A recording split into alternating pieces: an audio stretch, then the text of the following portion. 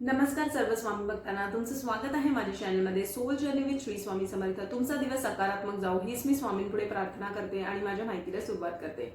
तर आज जी मी माहिती देणार आहे ना ती आहे की तुमच्या घरी स्वामींची मूर्ती किंवा फोटो नसेल आणि तुम्ही एकदम नवीनच आहात आणि तुम्ही कन्फ्यूज आहात की कुठल्या देवाचं करावं किंवा स्वामींचं करावं की नाही करावं किंवा काय करावं। ठीक आहे, तर स्वामींची पूजा ही कशी केली पाहिजे अगोदर आपण स्वामींना वंदन करूया आणि मग मी माझ्या माहितीला सुरुवात करते। ठीक आहे, अनंत कोटी ब्रह्मांड नायक राजाधिराज योगीराज सच्चिदानंद सद्गुरु अक्कलकोट निवासी श्री स्वामी समर्थ महाराज की जय। अवधूत चिंतन श्री गुरुदेव दत्त श्रीपादराजम शरणम प्रपद्ये श्री स्वामी समर्थ सर्वांना। जेव्हा आपण नवीन नवीन येतो ना स्वामी सेवेमध्ये तेव्हा आपल्याला खरोखर असं होतं की जर तुमच्या घरी ही प्रथा आहे किंवा पूर्वीपासून जर तुमच्या घरात सगळे स्वामींचं करत असाल तर फोटो आणि मूर्ती असेलच, पण जेव्हा खरोखर कधीही कोणीही तुमच्या घरी कधी केलेलं नाहीये स्वामींचं आणि जर तुम्हाला ना आतून वाटत आहे स्वामींच्या बद्दल ओढ, जर तुम्हाला श्री स्वामी समर्थ लिहिलेलं दिसतंय बोस मी तुझ्या पाठीशी आहे,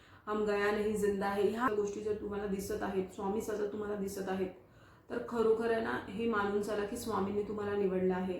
दोन प्रकारचे भक्त असतात, एक आहे ना देव निवडतात, एक देव निवडतात कारण ती तेवढी पवित्र आणि पुण्य आत्मा असते। ठीक आहे, एक देव आणि तुमचे गुरु निवडतात तुम्हाला आणि एक जे असतात ना ते आपण स्वतः भक्ती करतो त्यांची। ठीक आहे, तर तर ना मी तुम्हाला एक छोटासा ना माझा किस्सा सांगते। जेव्हा मी स्वामी सेवेमध्ये आली ना मला मी स्वामींचंच करत होते आणि अचानक आहे ना मला एक नॉर्थचे पण एक गुरुजी आहेत। ठीक आहे, ते त्यांना म्हणजे असं मानलं जातं की ते अक्षरशः शिवजींचा अवतार आहे।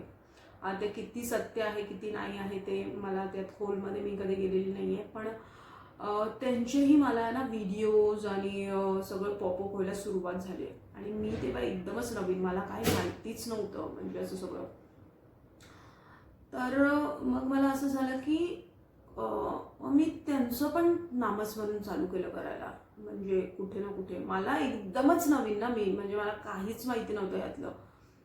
तर मग मला ते दिसत गेलं तर मी त्यांचं मी एकच दिवस केलं आणि मला जे स्वामी ओरडले, म्हणजे खरं सांगते मी तेव्हा मला कळलं की ह्या सगळ्या गोष्टी किती खोल आहेत त्या।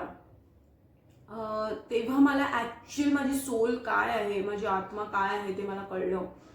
ठीक आहे, तर तेव्हा मला कळलं की स्वामींनी मला निवडलं आहे का, हे मला कळलं ना तर मग मला स्वामी रागवले आणि जेव्हा स्वामी रागवले तेव्हा मग मला खरोखर इतकं वाईट वाटलं की मला असं वाटलं की मी का ते थोड्या वेळेसाठी पण म्हणजे कारण मला काय माहिती नाही माझ्या समोर जे येत गेलं आणि एवढी बुद्धी एकदमच काही देवाचं केलेलंच नाही आणि अचानक तुम्ही भक्तीमध्ये याल तर मग त्या गोष्टी समजण्यासाठी खूप वेळ जातो आणि तेव्हा माझी जागृती पण झाली नव्हती। ठीक आहे, तर मग मला असं झालं की हे काय होतंय, म्हणजे स्वामीच्या पद्धतीने मग मला ओरडले तर मग मला हे कळलं की हे सगळं किती खोल आहे आणि त्यानंतर हळूहळू करता करता मग तर त्यानंतर तर मग जेव्हा जागृती झाली त्यानंतर तर मग सगळ्याच गोष्टी एकदमच क्लिअर झाल्या माझ्यासाठी। आता जर तुमच्याकडे फोटो आणि मूर्ती नसेल तर तुम्हाला काय करायचं आहे माहिती आहे, तुम्हाला ना मानस पूजा करायची आहे। ठीक आहे, किंवा तुम्ही कुठे ट्रॅव्हल करत आहात आणि तुम्ही नवीन नवीन आहात, खरोखर तुम्हाला इच्छा वाटते पण कुठे ना तुम्ही 100% शुअर नाही आहात। ठीक आहे, तर तुम्हाला 10 मिनिटं मी तुम्हाला ना लिंक पण खाली शेअर करीन, फक्त तुम्हाला ना ऐकायचं आहे ते आणि तुम्हाला ना व्हिज्युअलाइज करायचं आहे की तुम्ही स्वामींची खरोखर पूजा करत आहात मनातले मनात। ठीक आहे, ते तुम्ही सकाळी करू शकता किंवा रात्री झोपण्याच्या अगोदर तुम्ही कुठलीही वेळ एक ठरवा आणि त्या वेळेनुसार तुम्ही करायला सुरुवात करा। मी तुम्हाला खरं सांगते तुमची ना ऑटोमॅटिकली ना स्वामी भक्ती वाढत जाईल। ठीक आहे, बिकॉज बघा जे आपण देतोय तेच आपण अट्रॅक्ट करतोय, तर जर तुम्ही भक्ती करताय तर ती भक्ती वाढतच जाणार।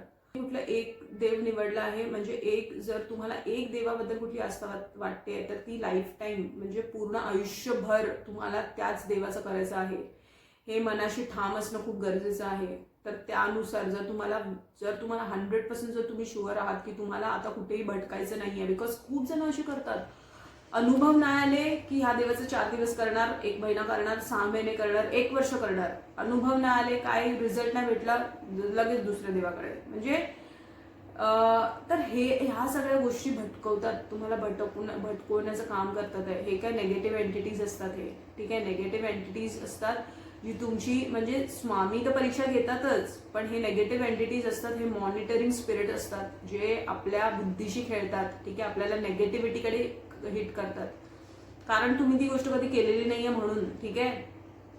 तुम्हाला मानसपूजा करायची आहे, तुम्ही हे करून बघा मानसपूजा. तुम्हाला नक्कीच ना तुमची स्वामी भक्ती वाढण्यासाठी आणि स्वामींबद्दल अनुभव येण्यासाठी तुम्हाला नक्कीच मदत होईल. बिकॉज जर तुम्हाला खरोखर असं वाटतंय मनापासून आणि तुम्हाला तुमच्याकडे मूर्ती किंवा फोटो नाहीये आणि तुम्हाला कुठे ना कुठे असं वाटतंय की करावं, कदाचित तुम्हाला तो सिग्नल भेटत नाहीये किंवा तुम्हाला ते कळत नाहीये किंवा कन्फ्युजन मध्ये आहात किंवा स्वामी भक्ती करता मग मध्येच थांबली जाते परत करता, हे सगळ्या गोष्टी जर तुमच्याबरोबर घडत असतील तर मानसपूजा ही करून बघा तुम्ही, ठीक आहे.